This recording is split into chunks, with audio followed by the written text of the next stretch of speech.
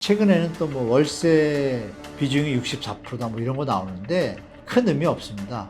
이거는 자의적으로 갔다기보다는요, 주택가격이 오르면서 오른 부분을 커버 못하니까 반전세로 돌리는 게 월세가 되는 거예요. 월세 들어가는데 뭐 문제인가요? 전혀 문제 없잖아요. 월세 전세 사기 안 당할 수 있잖아요. 보증금에서 자유롭고. 그래서 최근에 소형 아파트들은 반전세 월세로 많이 가는 거예요. 스스로. 돈이 없어서가 아니라. 이거를 우리 기록인님들이 자꾸 이상하게 왜곡해가지고 마치 전세 매물이 막 모자르고 월세로 쫓겨나는, 월세 난민이라는 단어는 누가 만들까요? 영끌, 벼락거지 이런 쓰레기 단어들을 누가 만들까요?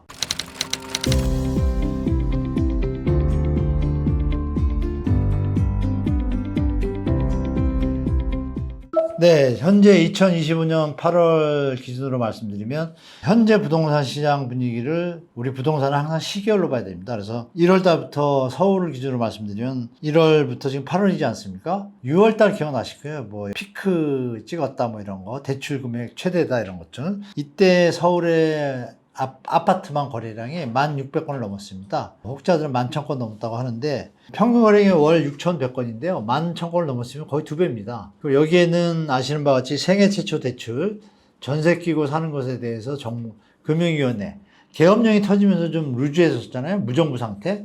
이걸 이용해가지고 금융위원회가 대출을 많이 풀었습니다. 대출을 푸니까 당연히 투자 심리가 발동을 했고, 이것이 이제 6월 달에 거래량으로 터졌습니다.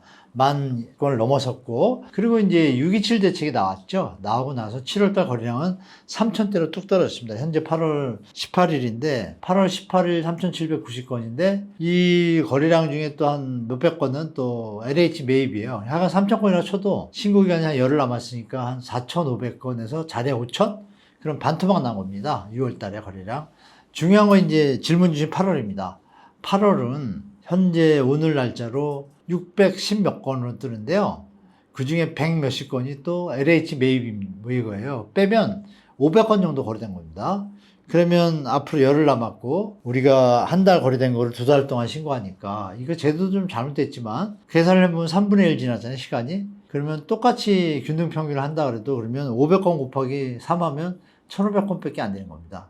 그럼 가중치를 두고 주로 이제 월말에 또 많이 하거든요.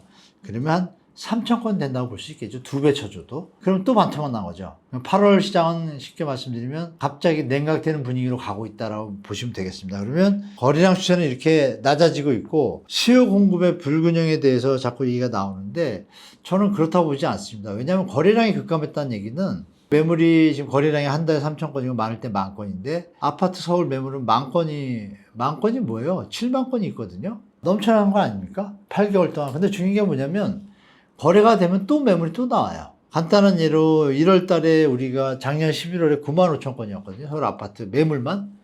그런데 1월 달부터 해가지고 한 38,000, 4만 건 정도 거래가 됐어요, 서울이. 4만 건 거래가 됐으면 95,000에 4만 빼면 얼마입니까? 55,000원 남아야 돼요. 근데 지금 매물 75,000이라고 그랬잖아요. 2만 개가 또 나온 겁니다. 쉽게 말하면, 그죠? 그러니까 어마어마한 매물이 지금 서울에는 아직도 있는 거예요. 여기서 알 수 있는 게 뭐냐면, 서울의 무주택자가 52%입니다. 그러면 집 2개 가진 사람이 많다는 얘기잖아요. 그럼 매물이 150만 개가 남아있다는 얘기잖아요. 엄밀히 보면. 그러니까 시장 상황에 따라서 매물들이 어떻게 나올지는 정부 대책에 저는 딸려있다고 봅니다. 정부의 조세 정책과 공급 대책에 따라서 투자자들은 수익에 민감하잖아요. 그래서 현재 상태의 분위기는, 최근에는 또 뭐 월세 비중이 64%다 뭐 이런 거 나오는데 큰 의미 없습니다.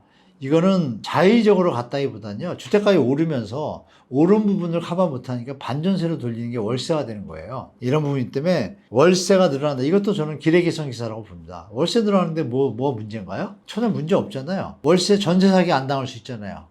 보증금에서 자유롭고. 그래서 최근에 소형 아파트들은 반전세 월세로 많이 가는 거예요. 스스로. 돈이 없어서가 아니라.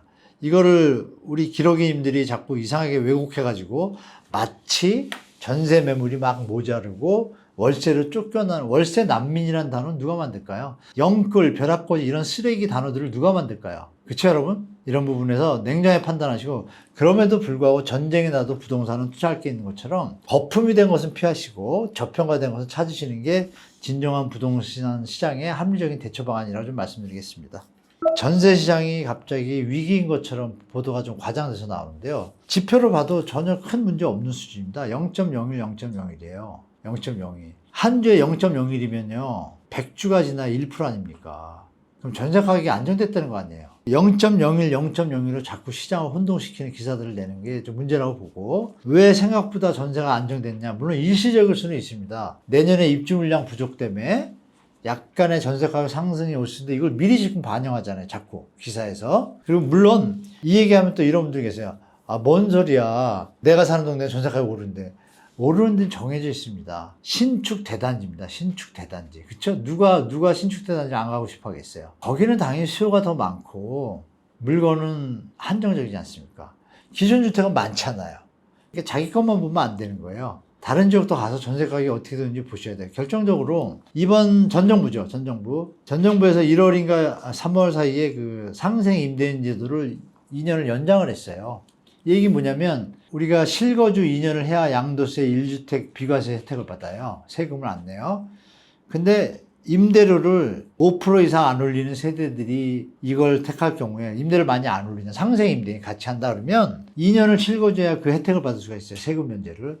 2년을 실거주하는 의무조항을 예외를 준다는 거예요. 그러면 저부터도 임대료 안 올리고 세금 면제받는 게 훨씬 이득인데 올리라 그래도 안 올립니다. 그쵸? 이런 부분이 같이 곁들여 있어서 올해 시장은 안정적일 수밖에 없다는 것을 우리 기레기들이 잘 알아요. 근데 기레기들이 그걸 무시하고 쓴다는 건 여러분들은 아주 무시하는 겁니다. 그래서 냉정한 시장 판단 보시고 아, 오르는 지역은 정해져 있구나.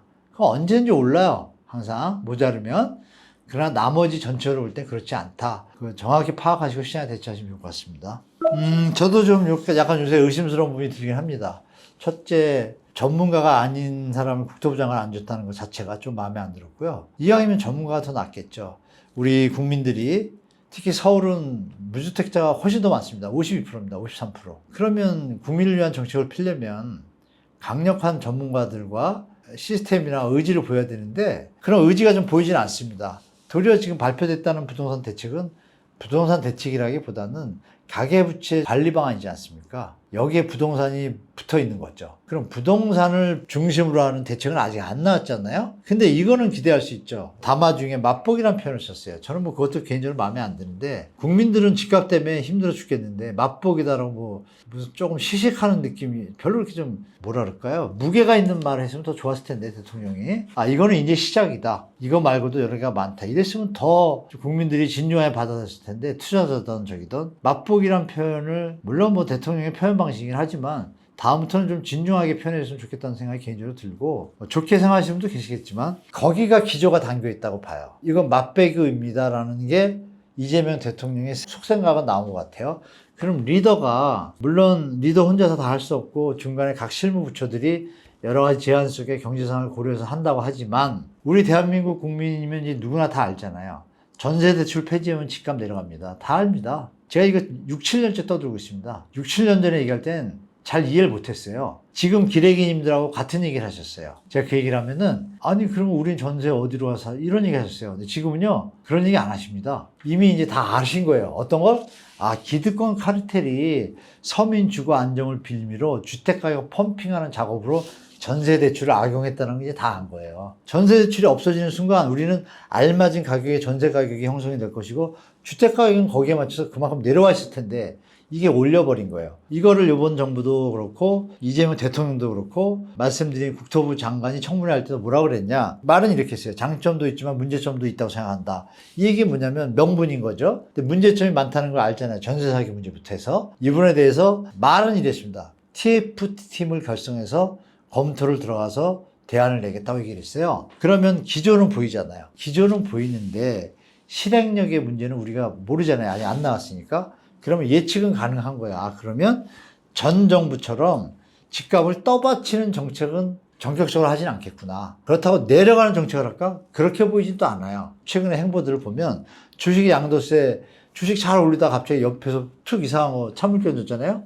정책이라는 게 대통령 혼자 하는 게 아니라 실무진에서 가져온 걸 하는데 이 뭐 외교도 해야 되지 뭐 바쁜데 전략이 지금 없잖아요. 어떻게 보면 이걸 보고서 괜찮은 것 같아서 오케이 했다 치 그게 발표가 나오는데 찬물을 끼얹었잖아요. 부동산도 그럴 것 같아요. 부동산에 숨어있는 카르텔이나 수박들이 얼마나 방해 작전을 피겠어요. 여러분 믿거나 말거나 전세 2+2 있지 않습니까? 이게 원래 그냥 2 플러스 2 그냥이었어요. 주인이 들어오고 싶다? 그거 없었습니다. 없었는데 갑자기 어떤 수박들이 또 껴들어와가지고 재건축을 하면 쫓겨나니까 집에 갈 데가 없어요. 재건축 받으면 갈 데가 왜 없어요? 이주비 받잖아요. 그리고 굳이 여기 또 나가야 돼요? 자기 딴 데 전세 살다 오면 여기 임차 주거가 안정되잖아요. 거기 살든 여기 살든 무슨 의미가 있어요? 이사 가는 건 똑같고, 그죠? 이사 비용 한 번 줄인다? 100만 원 차이인데. 전세장을 안정시키려면 법안 자체가 2 플러스 1로 그냥 끝났어야 되는데 예외조항을 둔 바람에 각종 편법이 난무해가지고 임차인하고 임대인하고 싸우게 됐잖아요. 그걸 만든 게 누굴까요? 국회의원하고 실무진들이에요. 원안이 그게 아니었답니다. 그러면 이번도 이재명의 정책도 분명히 원안이 좋게 나와도 여러 이 기득권 카르텔이 곳곳에 숨어 있어가지고 방해의 작전을 필 겁니다. 그래서 나온 결과물이 어떻게 될지는 모르겠지만 약하다면 국민들이 비판할 거고 추가적으로 대책이 나오겠죠? 저는 그런 형태로 이어질 거라고 보고 있습니다.